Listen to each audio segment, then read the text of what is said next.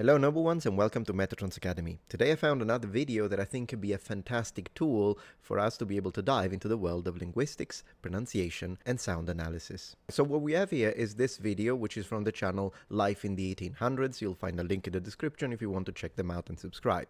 The title of the video is Two Civil War Veterans Talking About Fighting in the Civil War, and then enhanced video blah blah blah. Now, what we're going to do, this is just 2 minutes, but believe me, there is so much to say. Already in this series, I have several videos, you'll find links in the description. We have used recordings of people from the 19th century in order to analyze their speech patterns, their pronunciation, the characteristics of their pronunciation, their word usage, sometimes syntax. But today we're going to look at two different aspects. One, we're going to dive into the concept of cadence, and two, we will discuss a very interesting thing, namely the way sometimes our profession influences the way we speak. I want to let them talk uninterrupted for the first 2 minutes, so if you want to get to my commentary directly you can skip it, otherwise enjoy the immersion. In 1861, I enlisted in the War of the Rebellion at Warsaw in Benton County, Missouri, under Colonel O'Kane, then a captain. We went to Coal Camp, fought the Dutch, and cleaned them out completely. Lost only 7 of our men with more than 250 of the Dutch killed. No prisoners taken on either side. From there, we went to Springfield, Missouri, where we had the Battle of Wilson Creek, where General Lyon was killed on the 10th of August. The bravest man I ever saw was General Lyon, after he was completely surrounded and pulled off his horse. He picked up rocks and fought with thousands of men around him. He struck Will Morgan in the face with a rock, and John Morgan shot him with an old-fashioned horse pistol, killing him. How old are you? I'm 94. 94, pretty good age for a young man. Yes. Now you ask me how old I am. How old are you? 84.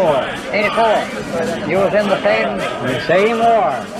Same general. I'm the same general, General Price. That's good. Fine old man, too. Good man. Good man he was, yes he was, and we was there to stay. We didn't enlist for a month or a year, but we enlisted for the war. As long as we lived or as long as the war lasted. That's right. Having a good time here today? Fine, we're having a good time. Enjoying ourselves very much. Had a good dinner too. You know, I understand that the music does provide a certain level of immersion, but then again, it's a little loud. I would have preferred this video without the music so that we could focus on the way they speak. But anyways, it's still perfectly intelligible, so not a big deal, just a little nitpick. Okay. So we have a lot of things to review. So of course, as it's explained here, these are two Civil War veterans. One is 92 and the other one is 82. I've got to say, I mean, they both look great for their age. 92, he looks sharp as a freaking knife. Isn't it interesting to think that these men, they're not really that far away from us, and yet, particularly him, the one on the left, would have been an adult in the 1850s. And also, they have an age that basically allowed them to fight a war with old school pistols, horses, and sabers. But at the same time, they also saw First World War with like gas, bombs, airplanes.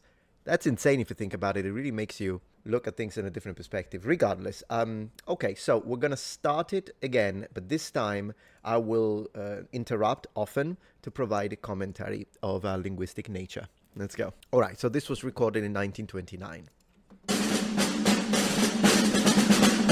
In 1861, I enlisted in the War of the Rebellion at Warsaw in Benton County, Missouri, under Colonel O'Kane, then a captain. Of course, the way he speaks is very old school sounding to us, not only because this was recorded in the late 1920s, so that already makes it old fashioned, probably even if we heard a youngster.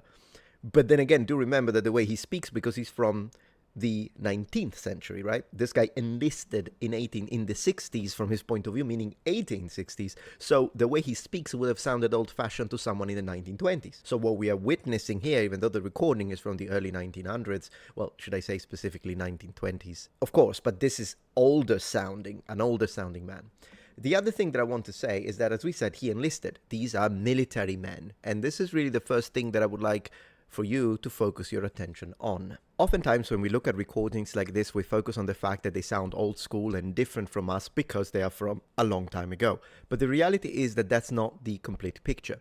The way military men often speak is in fact recognizable because it reflects their job with a blend of discipline, training, shared culture, and also sometimes unique jargon of the armed forces. One thing we need to remember is that military people, particularly veterans, even after they end their war efforts or in general their military career, they retain a certain speech pattern. This would have been the case even going all the way back to freaking ancient Rome.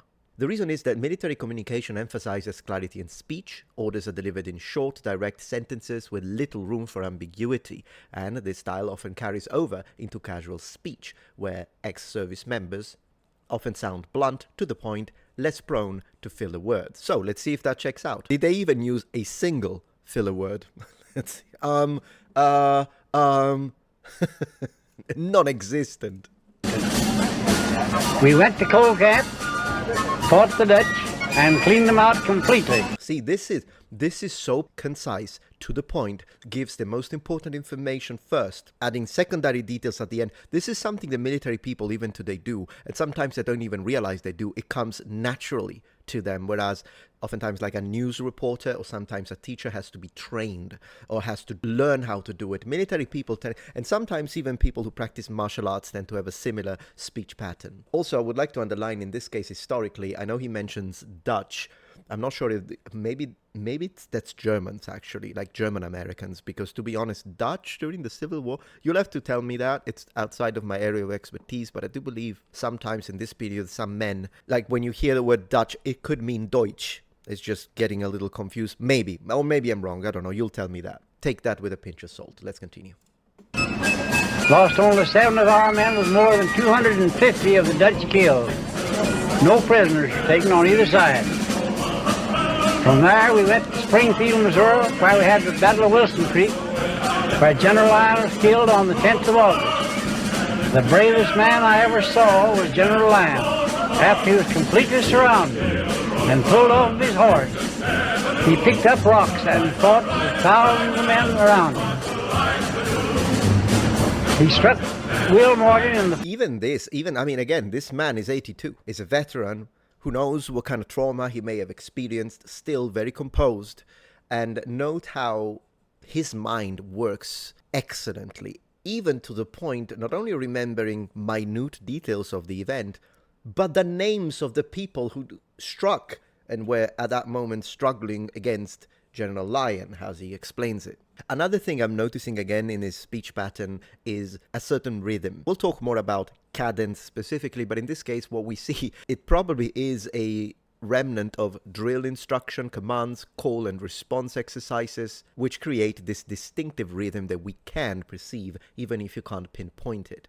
Once again, we could say that the delivery of the information is distinctive, steady, measured, authoritative, with an authoritative projection. Base of the rock, and John Morgan shot him with an old-fashioned horse pistol. Kill him. How old are you? I'm 94. 94, pretty good age for a young man. Yeah, you asked me how old. Humor is one thing that I think we will find